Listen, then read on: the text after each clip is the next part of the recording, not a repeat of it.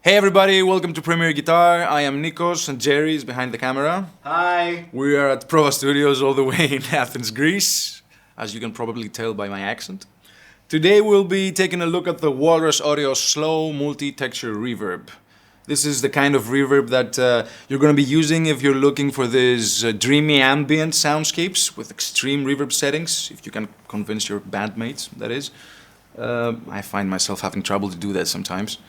Anyway, you control the basic reverb function by using the top row of knobs, the decay, filter, and mix, and the second row of knobs controls the modulation for each one of the three algorithms that this pedal features.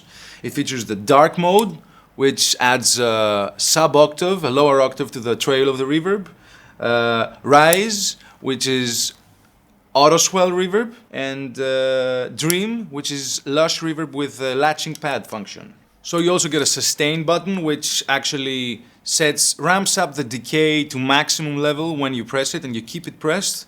And when released, it ramps down the decay to the actual setting of the decay knob. This is for the dark and rise modes, and for the dream mode, it engages the latching pad function. The X knob also changes jobs depending on which algorithm you're using. For the dark mode, it sets the amount of sub-octave in the reverb trail. For the rise, it determines how long it takes for the reverb to swell in. And for the dream mode, it sets the depth of vibrato in the reverb. For this video, we will be using my old beat-up trustworthy Les Paul Standard.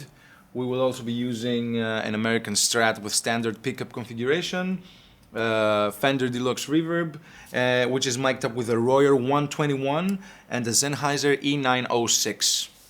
So first, let's check out the actual pure reverb tone of the slow. We're going to be doing this by setting the X knob and depth mode to 0. We will be in dark mode so that we can hear the core reverb sound of the pedal. And we will be using the Strat for this.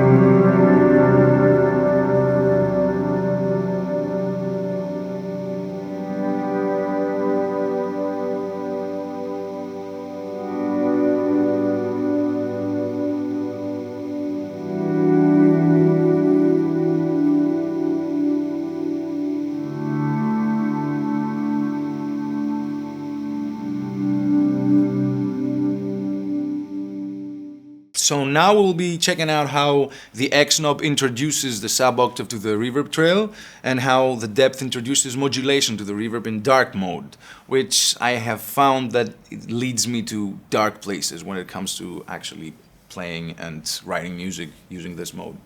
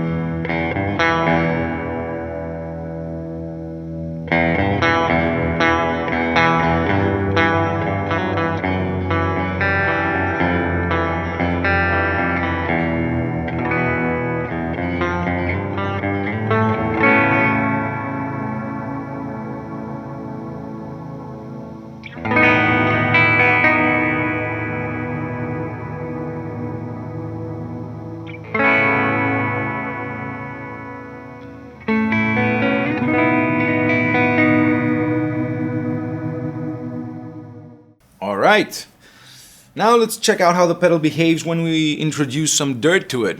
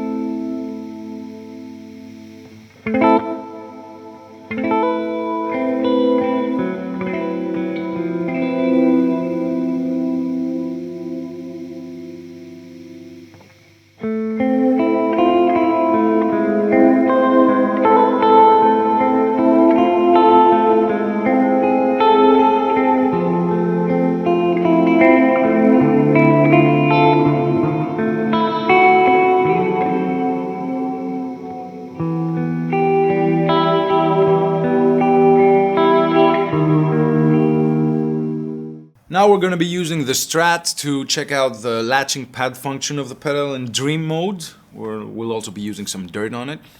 Let's see how this goes.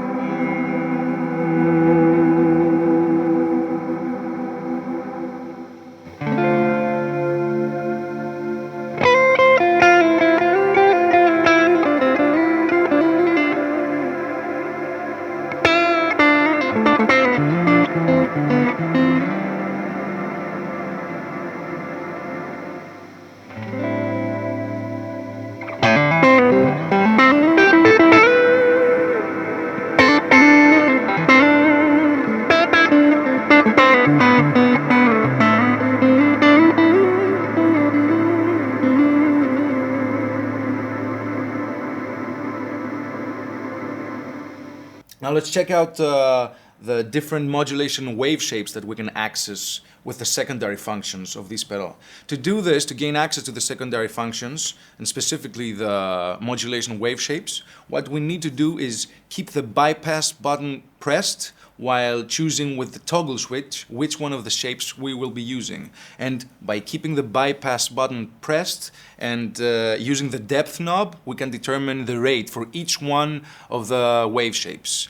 And keep in mind that the pedal remembers the algorithm settings for each one of the modes, so this is very cool.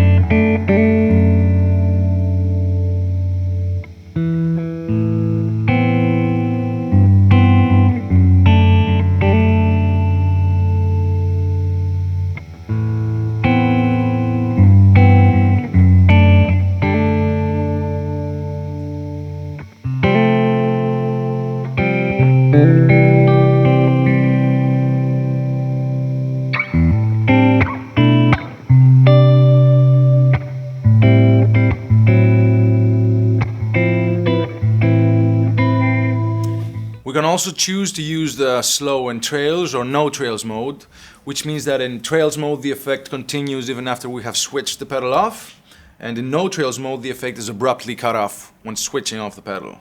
And to do that we have to keep the bypass switch pressed while applying power to the pedal. So this is almost it for the Walrus Audio Slow Multi-Texture Reverb. I must say there are many things that I love about this pedal. Of course, I love the quality of the effects, of the sound. I love the friendly user interface. I love the build quality, which is standard Walrus audio build quality for it's sturdy and it feels like it's gonna last like forever. And I kind of like the price as well. I mean, it's not too expensive. And I like the fact that it's not too big and you can fit it in your pedal board without having to compromise too much space. What I would change about it, because I'm not the kind of guy who actually likes to bend while I'm playing, to change controls for my effects. I would like it if there was a way to choose between different maybe modulation wave shapes while actually performing without having to stop playing, which I think would be cool. And I would also like to be able to hear the difference between the wave shapes more. I think maybe for my taste it's a bit too subtle.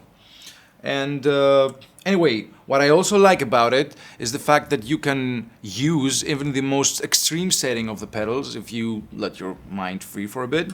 So this is what I'm gonna leave you with, one of my favorite settings of the pedal, which incorporates overdrive with my Les Paul. And thank you very much for watching. Make sure to subscribe to Premier Guitar's YouTube channel. Check out the rig rundowns, the riff rundowns, and all the amazing guitar geekery that's available in there. And talk to you soon. Thank you.